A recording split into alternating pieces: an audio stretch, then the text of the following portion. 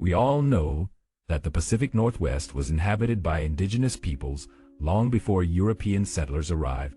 Communities known for their rich oral traditions and wood-based architecture that left few permanent traces. But what if I told you that scattered across Oregon lie stone carvings, massive earthworks, and artifacts that predate known native cultures by thousands of years, some suggesting technological capabilities that shouldn't have existed? Doesn't make sense, does it?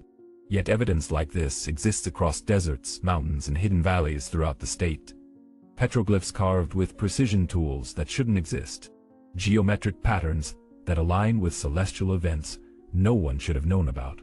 And structures built with engineering knowledge lost to time. Today, we're uncovering 6 of Oregon's most impossible ancient mysteries, discoveries that refuse to be explained. In the high desert of south-central Oregon, near a place locals call Crack in the Ground, lies one of the state's strangest archaeological enigmas. The area itself is a massive volcanic fissure stretching nearly 2 miles long and up to 70 feet deep, formed thousands of years ago when the earth literally split open. But what makes this place truly mysterious isn't the geological formation itself. It's what was found carved into the walls deep inside the crack where sunlight barely reaches. In 1967, a team of surveyors from the Bureau of Land Management was mapping the fissure for a geological study when one of them, a field researcher named Thomas Harwell, noticed something unusual on the smooth basalt walls about 40 feet below the surface. At first glance, they appeared to be natural erosion patterns, the kind of weathering you'd expect on ancient volcanic rock. But as Harwell descended on ropes to get a closer look, he realized these weren't random marks at all. They were deliberate carvings, dozens of them, covering a section of wall roughly 30 feet long. What he found defied everything known about the region's archaeological timeline. The petroglyphs depicted human figures, but not in the style of any known Native American rock art from Oregon. These figures were geometric, almost abstract, with elongated bodies and heads that seemed disproportionate, almost alien in their symmetry. Some appeared to be holding objects, tools or weapons rendered in such detail that individual components were visible. Circles within circles, lines radiating outward like diagrams.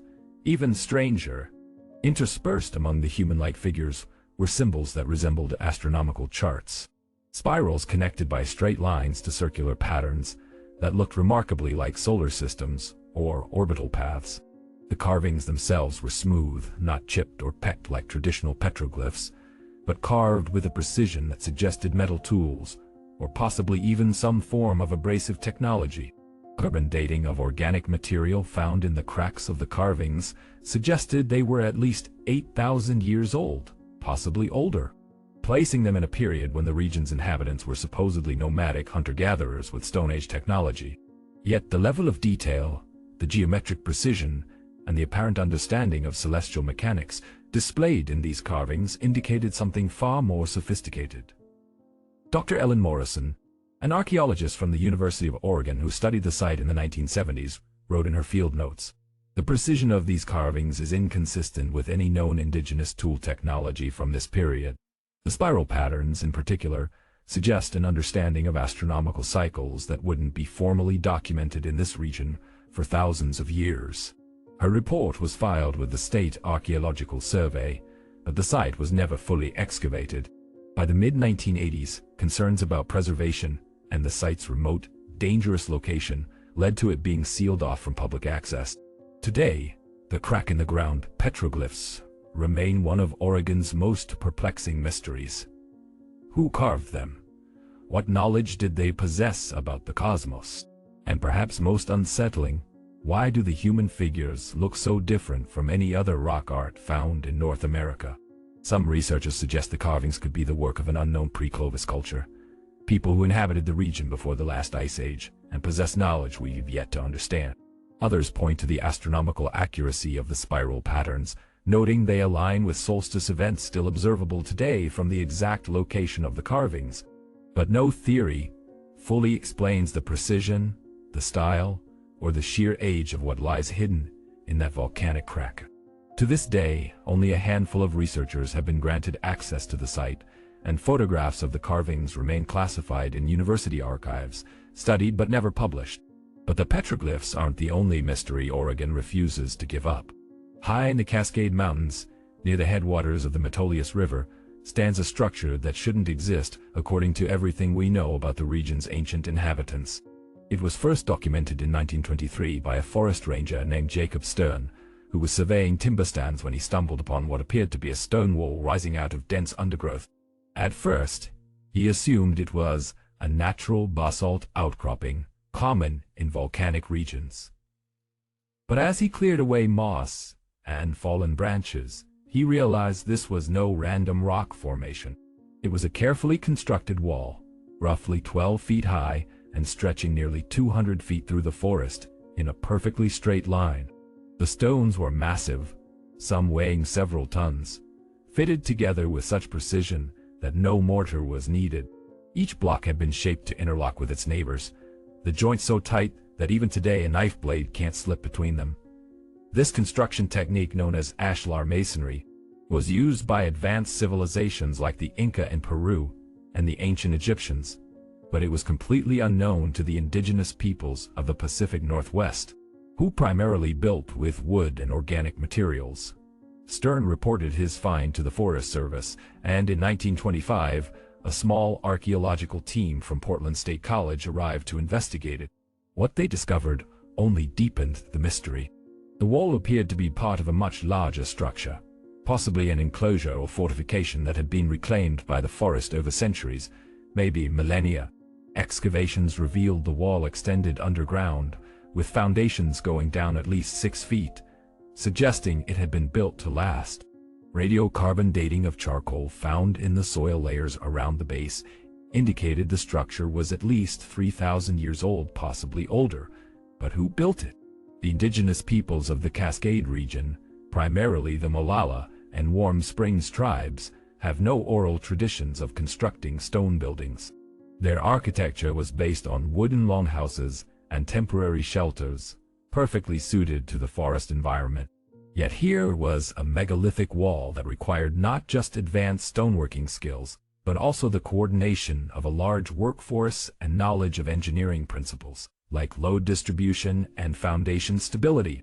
Even more puzzling, the wall's orientation is precise, aligned almost perfectly with magnetic north, a feat that would require either advanced surveying tools or deep astronomical knowledge.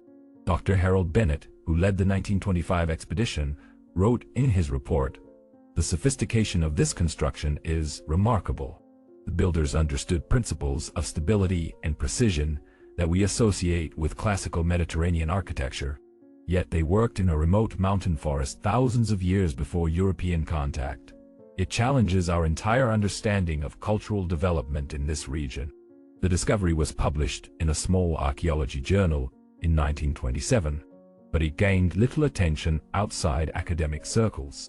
Over the decades, the forest reclaimed much of the site, and by the 1960s, the exact location had been largely forgotten. In 2003, a team of researchers using old survey maps managed to relocate the wall, now heavily overgrown and partially collapsed. Ground-penetrating radar surveys revealed that the structure extends much further than originally thought, possibly forming a rectangular enclosure covering several acres. But funding for further excavation has been limited, and the site remains largely unexplored. Some archaeologists speculate the wall could be evidence of a pre-Columbian trading post, possibly built by unknown visitors from across the Pacific or even early European explorers who reached the Americas centuries before Columbus. Others suggest it might be the work of a lost indigenous culture that possessed architectural knowledge we've yet to discover. But without extensive excavation, the true origin of the Cascade Stone Wall remains one of Oregon's greatest archaeological mysteries. And perhaps the most unsettling question is this: if one massive stone structure can hide in the Oregon wilderness for centuries, how many others might still be out there, waiting to be found? But Oregon's mysteries aren't all hidden deep in forests or buried in volcanic rock. Some are lying in plain sight, artifacts so strange they've been sitting in museums for decades, studied, photographed, and still not understood. In 1938, a farmer named Samuel Dalton was plowing a field near the small town of Paisley in south-central Oregon when his equipment struck something hard beneath the soil. Thinking it was just a large rock, he dug around it, intending to remove it from his field. What he uncovered wasn't a rock at all. It was a copper disc, roughly 18 inches in diameter and nearly an inch thick, covered in intricate engravings. The disc was remarkably well preserved, the copper still bearing a reddish-green patina but otherwise intact. The engravings on its surface were unlike anything Dalton had seen before. Concentric circles radiating from a central point, interspersed with what appeared to be symbols or glyphs arranged in precise geometric pattern. Some of the symbols resembled crosses, others looked like stylized human figures, and still others were abstract shapes that defied easy interpretation. Dalton brought the disc to the attention of local historians, and eventually, it made its way to Oregon State University for analysis. Metallurgical tests revealed the copper was unusually pure, far purer than what would be expected from native copper sources in Oregon. Chemical analysis suggested the metal had been refined, possibly smelted, a process that required temperatures exceeding 2,000 degrees Fahrenheit. But here's the problem. The indigenous peoples of Oregon are not known to have practiced metallurgy, especially not copper smelting. Their tools were made from stone, bone, and wood. The disc was radiocarbon dated using organic material found in the soil layer where it was discovered, placing it at approximately 4,000 years old. This would make it one of the oldest metal artifacts ever found in North America, predating known metalworking cultures like the Hopewell or Mississippian peoples by thousands of years. The symbols engraved on the disc have never been deciphered. Some researchers believe they represent a form of proto-writing, possibly a counting system or calendar. Others suggest they might be astronomical markers, noting that the concentric circles could represent orbital paths or seasonal cycles. A few fringe theorists have even proposed the disk is evidence of transoceanic contact, pointing to similarities between some of the symbols and ancient scripts from the Mediterranean or Asia. But mainstream archaeologists remain skeptical, noting that symbolic similarities don't necessarily prove contact, and that parallel development of similar designs is common across cultures. What makes the Paisley copper disc so perplexing isn't just its age or the quality of its craftsmanship. It's the fact that no other artifacts like it have been found in Oregon or anywhere nearby. It stands alone, an anomaly in the archaeological record with no clear cultural context. Dr. Margaret Lynn, an archaeologist who studied the disc in the 1990s, described it as an object out of time and place, a level of technological sophistication that doesn't fit the known trajectory of cultural development in this region. If it's authentic, and all evidence suggests it is, then we're missing a significant chapter of Oregon's ancient history. The disc is currently housed in the collection of the Oregon Historical Society, where it sits behind glass, studied occasionally, but still unexplained. For the people of Paisley, it's a source of local pride and mystery, a reminder that their small town holds secrets that reach back thousands of years. And if one copper disc can hide in a field for millennia, what else might be buried beneath Oregon's soil? But perhaps the strangest of Oregon's unsolved mysteries isn't something carved in stone or forged from metal. It's something far more elusive, something that appears and disappears like a ghost. In the dense forests of the Coast Range, near the town of Valsets, loggers and hikers have reported seeing strange lights for over a century. But these aren't the typical ghost lights or swamp gas phenomena reported in other parts of the country. These lights are different. They appear as glowing orbs, roughly the size of basketballs, that move through the forest with apparent purpose, weaving between trees, hovering in clearings, and sometimes following people along trails before vanishing without a trace. The first documented reports date back to the 1890s, when timber crews working in the area described seeing lanterns in the woods that would appear at dusk and move through the trees as if carried by invisible hands. At first, workers assumed they were seeing other loggers, but the lights never responded to calls and would disappear when approached. By the early 1900s, the phenomena had earned a local name, the Valsets wanderers. In 1947, a more detailed account emerged when a surveyor named Robert Chen was mapping forest boundaries near Valsets. According to his written report, filed with the Forest Service, he observed 3 luminous orbs moving in formation through the trees at twilight. The orbs emitted a pale blue-white light, bright enough to illuminate the surrounding forest, but casting no shadows. Chen watched them for nearly 20 minutes as they moved slowly through the undergrowth, occasionally pausing as if examining something, before ascending vertically and vanishing into the canopy. Chen's report was dismissed as a misidentification of natural phenomena, possibly bioluminescent fungi or reflected moonlight. But the sightings continued. In the 1970s and 1980s, dozens of reports surfaced from hikers, hunters, and Forest Service personnel, all describing similar orbs of light moving intelligently through the forest. Some witnesses claimed the lights seemed to react to their presence, approaching when they called out, or fleeing when they tried to get closer. A few reported feeling a strange tingling sensation, or hearing a low humming sound when the lights were nearby. In 1989, a team of researchers from Portland State University conducted a week-long study in the Valsets area, setting up cameras and electromagnetic sensors in locations where sightings had been most frequent.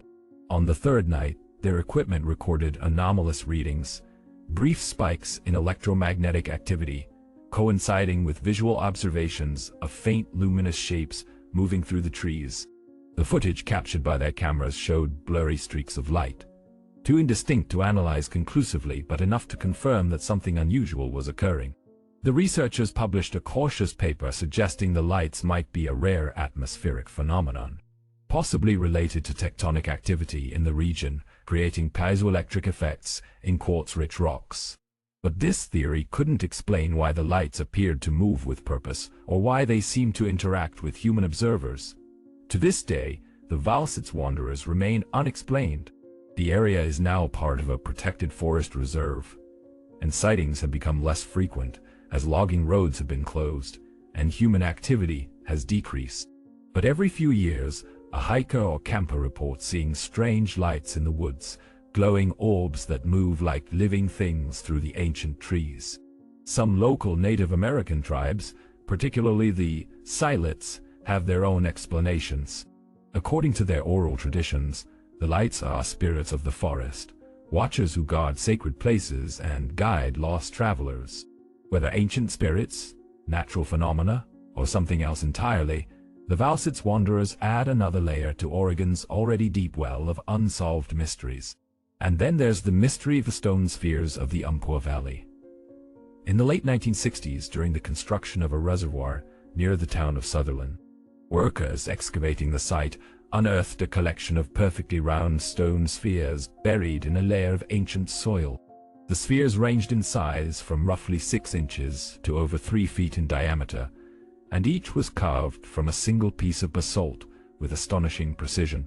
The surfaces were smooth, polished to a near mirror-like finish, and perfectly spherical, deviating from true roundness by less than a millimeter. Creating such objects would require not only advanced knowledge of geometry, but also tools capable of grinding and polishing extremely hard volcanic rock with incredible accuracy. Geological analysis confirmed the basalt was local, quarried from somewhere in the Cascade range, but the method used to shape it remains unknown. Modern stone carvers who have attempted to replicate the spheres using period-appropriate tools, stone hammers and abrasives, have failed to achieve the same level of precision. The spheres also showed no tool marks, no evidence of the chipping and grinding one would expect from hand carving. It's as if they were somehow formed or molded rather than carved, a technique that shouldn't be possible with solid rock. The spheres were found arranged in a specific pattern, forming what appeared to be a circle roughly 50 feet in diameter, with the largest sphere at the center and smaller ones radiating outward. Some archaeologists suggested this might have been a ceremonial site or astronomical marker, but no artifacts or structural remains were found nearby to provide context. Radiocarbon dating of organic material in the soil layer where the spheres were discovered indicated they had been buried for at least 5,000 years, making them older than Stonehenge and roughly contemporary with the early phases of construction at the Egyptian pyramids. Dr. William Torres, a geologist who examined the spheres in 1970, stated in his report, "The precision of these objects is extraordinary. Creating a perfect sphere from solid basalt requires not just skill, but an understanding of three-dimensional geometry and access to tools or techniques we cannot identify.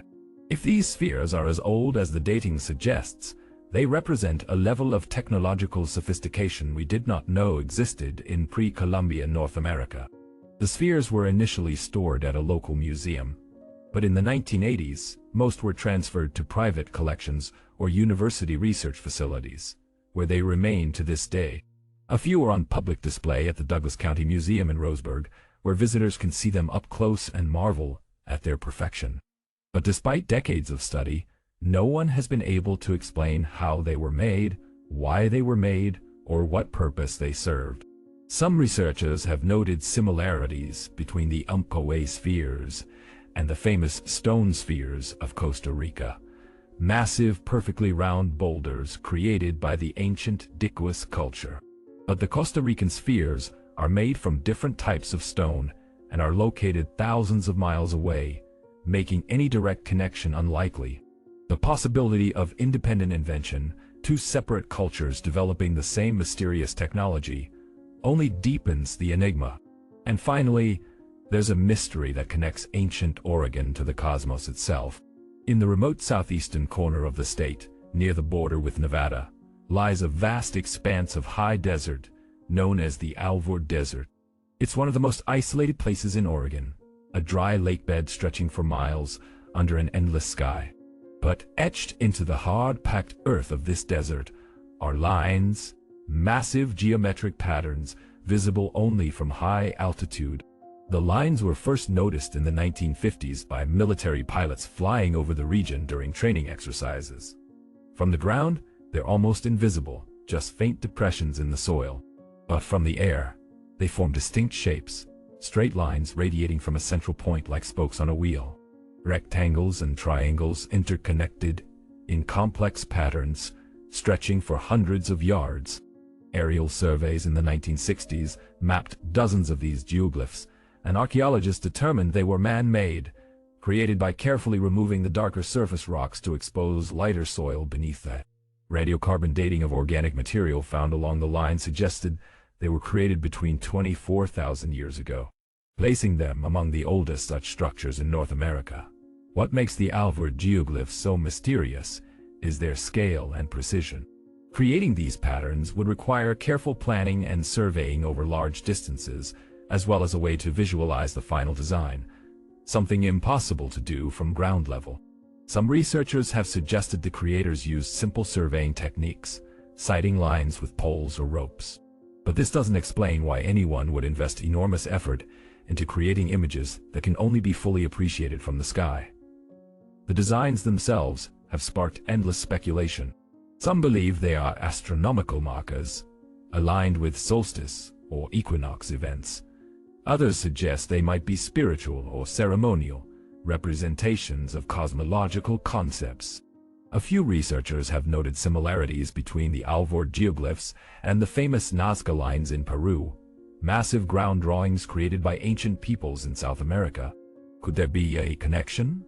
Most archaeologists say no, pointing out that the Nazca lines are thousands of miles away and created by a completely different culture. But the question lingers, why did ancient peoples in Oregon and Peru both create massive geometric patterns visible only from the sky? Did they share a common belief system, a cosmology that required them to communicate with the heavens? Or is it simply coincidence, parallel thinking, by cultures separated by vast distances? The Alvord geoglyphs remain one of Oregon's most enigmatic mysteries, studied occasionally but never fully understood. The harsh desert environment makes excavation difficult, and the remote location means few researchers have the resources to conduct extensive studies. But the lines are still there, etched into the earth, silent witnesses to a time when Oregon's ancient inhabitants looked to the sky and left messages we may never fully comprehend. 6 mysteries, 6 questions carved into stone, metal, light, and earth.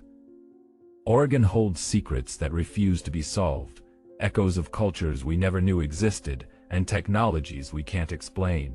From petroglyphs hidden in volcanic cracks, to stone walls rising from mountain forests, from copper discs forged in impossible heat, to perfect spheres carved from solid rock. Each discovery challenges what we think we know about the past. And perhaps that's the true treasure of these mysteries. Not the answers, but the questions they force us to ask. Who were the people who walked this land thousands of years before us? What knowledge did they possess? And how much of Oregon's ancient past remains buried, waiting for the next person to stumble upon something that shouldn't exist? If you want to see more unsolved mysteries from America's forgotten history, subscribe and let us know in the comments which state we should explore next. Because in Oregon, beneath the modern cities and highways, beneath the forests and deserts, the ancient world still whispers its secrets to those willing to listen.